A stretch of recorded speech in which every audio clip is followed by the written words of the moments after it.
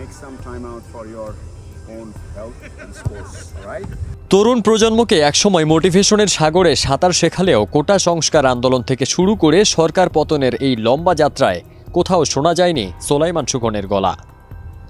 তার হঠাৎ নীরবতার কারণে তিনি সামাজিক মাধ্যমে এক প্রকার তুলোধুনোর শিকার হচ্ছেন, কিন্তু এবার মুখ খুলেছেন তিনি। কোটা সংস্কার আন্দোলন ঘিরে অনেকটাই চুপচাপ ছিলেন তরুণ প্রজন্মের জনপ্রিয় ব্যক্তিত্ব সোলাইমান সুখন।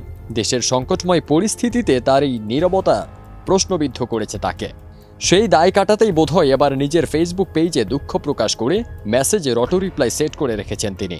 ও মাই গড, আমার লাইফ কত খারাপ, এসব ভাবার আগে। মোটিভেশনাল স্পিকার খ্যাতি পাওয়া সোলাইমান সুখনের মোটিভেশনাল ভিডিও দেখেননি এমন মানুষ কমই পাওয়া যাবে। যে তরুণদের জন্য খ্যাতির বাজারে সুখন জায়গা করে নিয়েছিলেন কোটা সংস্কার আন্দোলনে, সেই তরুণদের সংকটেই নির্বাক ছিলেন তিনি। সুখনের এমন নিষ্ক্রিয়তায় ক্ষুব্ধ সামাজিক যোগাযোগ মাধ্যমবাসী। সুখন তার ফেসবুক পেজে লজ্জা প্রকাশ করে সকলের মেসেজের অটো রিপ্লাই দিচ্ছেন। সুখনকে কেউ মেসেজ দিলে অটো রিপ্লাই হিসেবে তার অ্যাকাউন্ট থেকে যে বার্তাটি তিনি পাঠান তা হলো গালি প্রাপ্য। সেটা মেনে নিয়ে শুধু একটা কথাই বলবো, গত 11 জুলাই মেধার পক্ষে ভিডিও পোস্ট করার পর থেকে অনেক হুমকি আর চাপ মোকাবেলা করে নিজেকে এবং পরিবারকে সেফ রাখতে হয়েছে।